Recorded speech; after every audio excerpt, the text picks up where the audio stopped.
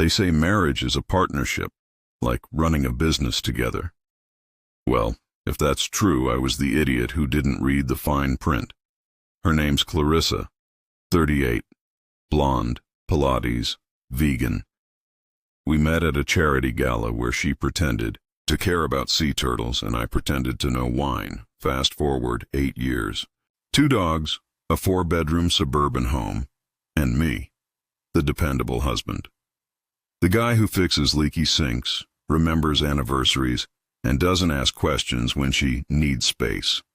At first, it was small things. She changed her passcode, started taking walks with makeup on. She laughed too hard at her phone. You know that laugh. The fake one.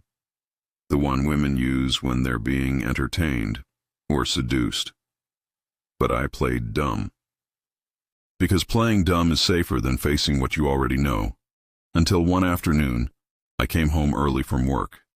Not because I suspected anything, but because my boss threw his back out doing yoga. Yes, yoga. He's 56 and thinks he's a monk. Anyway, I walk in. The house is quiet. Too quiet for a place that should smell like diffusers and disappointment. Then I hear it. Laughter. Male. Young. High-pitched, like someone who still believes in dreams and TikTok fame. I followed the sound. To my office. My sacred space. Where my gaming chair lives and my coffee mug says, "World's okayest husband." I open the door. And there she is. Clarissa. With a shirtless boy who looks like he just graduated from acne to abs. He jumps up, panicked. His jeans are around his knees. Clarissa screams. I blink. Then I say, "Don't stop on my account." They scramble. He mumbles something about leaving. I just stand there, calm. You know that calm?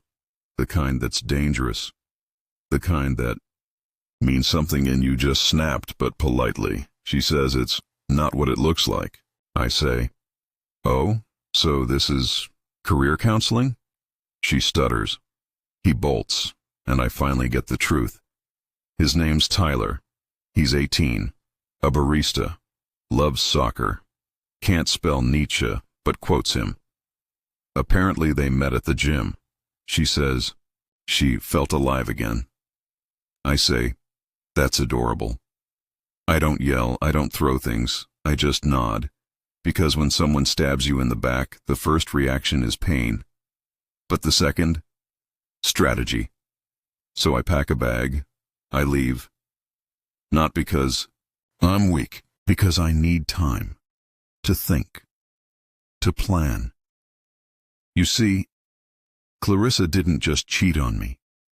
She insulted me. With a boy who still uses acne cream and says bro without irony.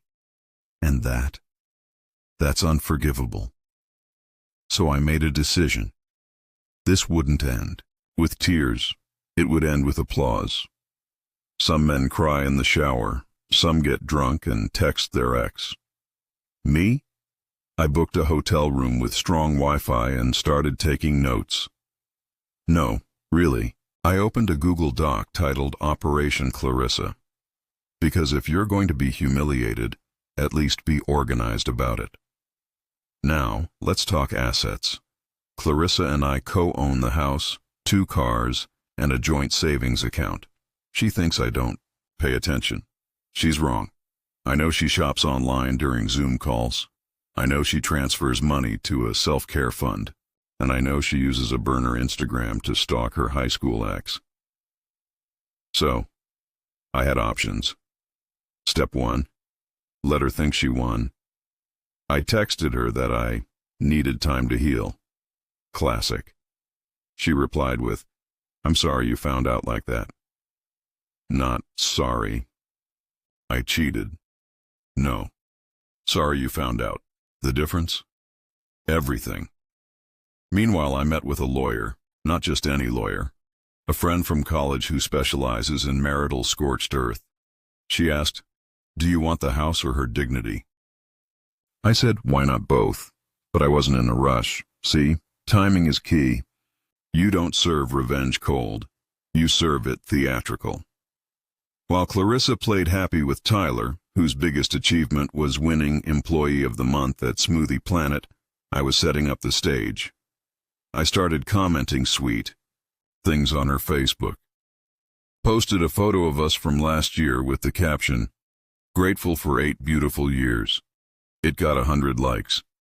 Even her mother commented, "You two are soulmates." Oh, honey. Then came the masterstroke. Clarissa had no idea I still had access to our shared cloud account.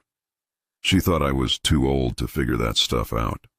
Which is adorable and stupid, because every selfie she took with Tyler, every voice memo, every video, backed up, including one gem where she said, "I love how mature you are.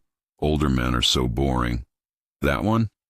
I saved, not for me, but for the slideshow. See, Clarissa was turning 39. She planned a big party, rented a rooftop, invited friends, family, even her Pilates instructor. She said she wanted me to come.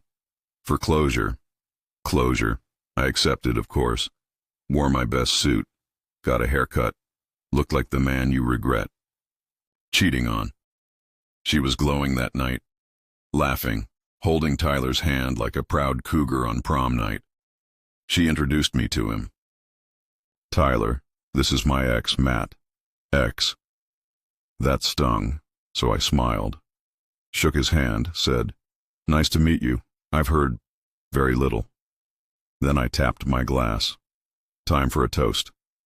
I thanked everyone for coming.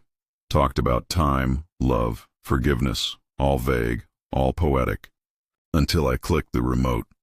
Behind me, the projector lit up. Slideshow time. It started innocent. Baby photos, wedding pictures. Laughter. Awes. Then, Clarissa. On Tyler's lap, in my office, wearing my shirt. Silence. Then the voice memo played, her voice. "I love how mature you are. Older men are so boring." I paused.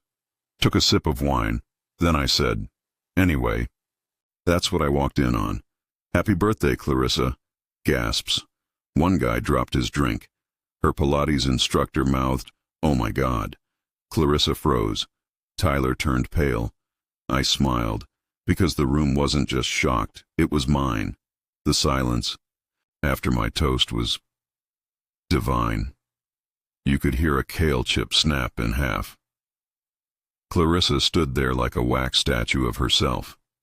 Tyler looked like someone just told him finals were tomorrow. And me? I soaked it all in. That moment, better than therapy.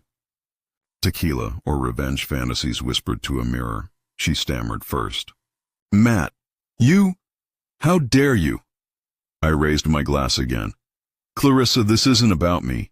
It's your night. Really." Tyler backed away like a raccoon caught in the fridge. He muttered something about needing air and bolted.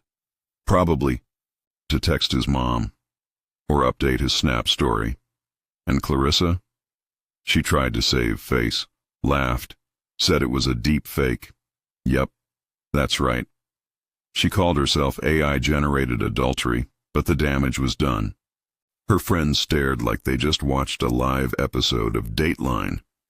Her aunt whispered something about sending this to Pastor Jeff. Even the bartender gave me a thumbs up. I didn't stay long after that. I left while people were still whispering. Always leave on a high note. Back at my hotel, I ordered a steak and watched her Instagram lose followers in real time. Poetic. But the slideshow was only half the plan. Now came the cleanup. I met with my lawyer the next day. Showed her the footage, the voice memos, even the text where Clarissa called me a predictable golden retriever of a man. And guess what? Turns out adultery still matters when there's a prenup, especially if you're dumb enough to document it in 4K. So I got the house, the dogs, the SUV, and Clarissa? She got her dignity shredded in a Dropbox folder. Weeks went by. She tried to call, text, said she made a mistake, that Tyler was just a phase. I replied with a gif of a dumpster fire, polite, yet firm, word. Got around. Some people pitied her.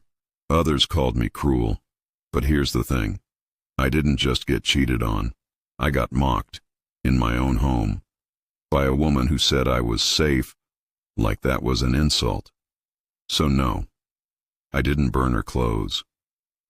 Didn't key her car. I gave her something worse. Public humiliation with a soundtrack. Now I live alone, peaceful. No Pilates playlists, no green juice in the fridge. Just me, the dogs, and a house full of silence that doesn't lie. I even started dating again. Someone normal.